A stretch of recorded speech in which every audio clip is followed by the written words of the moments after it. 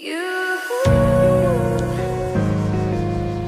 what's up guys, this is Ayush and you're watching Explore Gadgets, and today with me I've got the iPhone 10 and I'm gonna do a 1-month review on this phone. So without any further delay, let's get this started.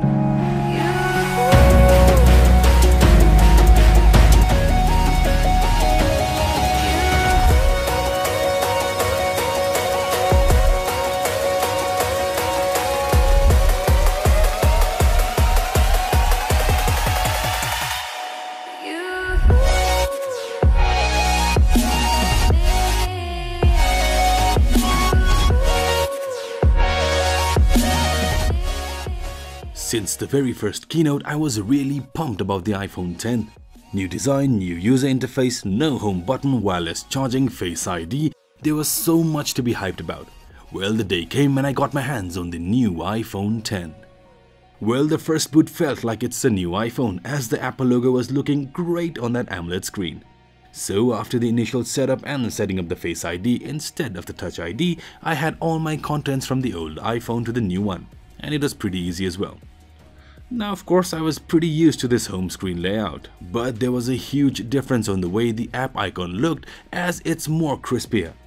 The apps had more details on the text and looked more colorful. It did feel like a whole new experience, and by default the True Tone was also on. I kinda loved True Tone, but it was quite getting in the way when editing and even draining some amount of battery, so I turned that off in a few days. So I quite used my Android and my iPhone as a daily driver, but I quite skipped the 7th variant of the iPhone as it never felt like an upgrade. And I wanted to use my headphones a little longer.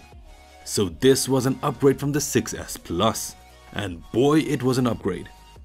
The feeling was new holding the phone. The screen felt big and the phone felt really small, comparing it to my previous iPhone. It felt like an 8 but looked like an 8 Plus. I could easily use it with just one hand and enjoy the 5.8-inch display. Whereas I may not call it bezel-less as we have more edge-to-edge displays around, I call it eliminating the top and the bottom chins from the older iPhones, keeping the notch.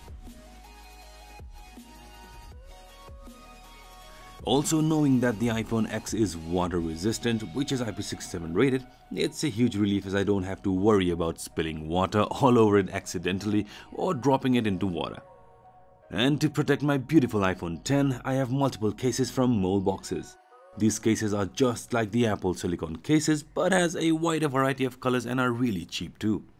Coming just under $15, these cases have a slim fit, plus the silicone material won't let your phone slip. Case also protects your phone pretty well. The front part of your phone is below the case, so you won't have to worry about keeping your phone face down. The cutouts are perfect as well. The only downside of this case is that the bottom part of the phone is completely exposed, just like on the Apple cases, but that's negligible. I change these cases regularly according to my mood and even sometimes to resemble our YouTube channel's color. Now let me move towards the notch. I barely notice it there. Like when doing normal stuff like browsing, texting, using different apps, it's there and I don't mind it at all. But while watching videos, it's there when trying to watch videos on full screen. And the Apple's odd aspect ratio also cuts the top and the bottom part of the video. So if you love watching videos on your phone, you will have to watch it cropped, which is a letdown if you frequently watch videos on your phone. And similarly, the apps and games that are not updated for the iPhone 10 also looks cropped. But they're getting updated pretty fast, so it's not a huge issue at all.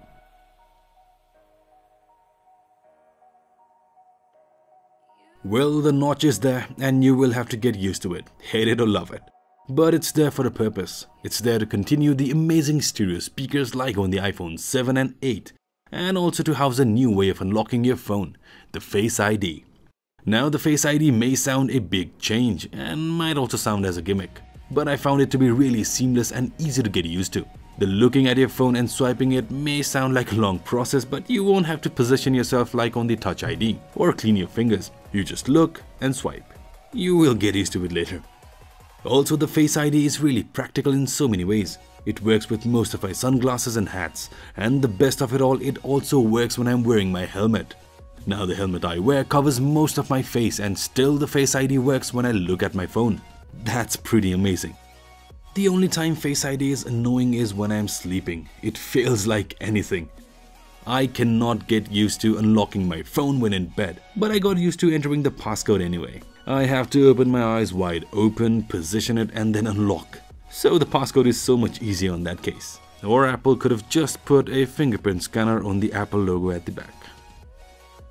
Now with the new iPhone 10, you get a new iOS. It's quite different.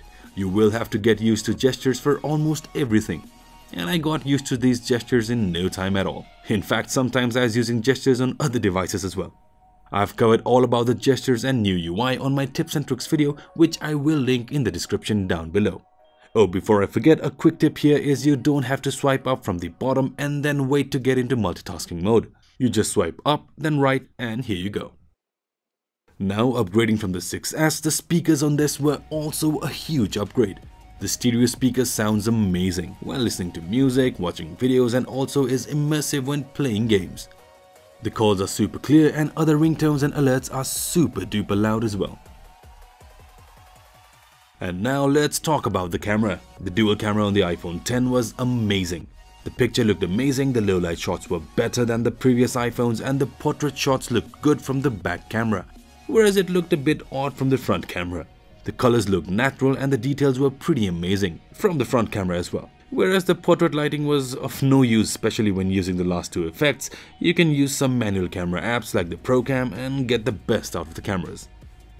Now the battery life was a little low on the iPhone 10, but you can't blame due to its smaller form factor and bigger display.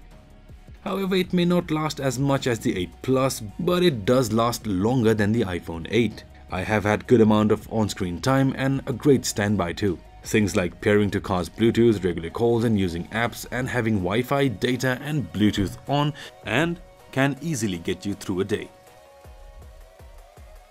However, some annoying things were the lack of a headphone jack. That means I could no longer use my earphones while charging. The unoptimized apps, the continued restrictions of the iOS and the fact that you have to get your fast charger and cables separately. Another little annoyance was if the iPhone did not recognize the face, the pin lock would pop up rather slowly. Sometimes it did and sometimes it didn't, and it's a much of a hassle when handing your phone to someone as a pin lock was rather slow to pop up. And that was my experience on the iPhone 10. So that's pretty much it for this video guys. I hope you guys enjoyed it. Don't forget to hit that like button and subscribe to our channel. Also, after you subscribe, don't forget to hit that bell icon to get all notifications first. Until next time, you guys have a great day.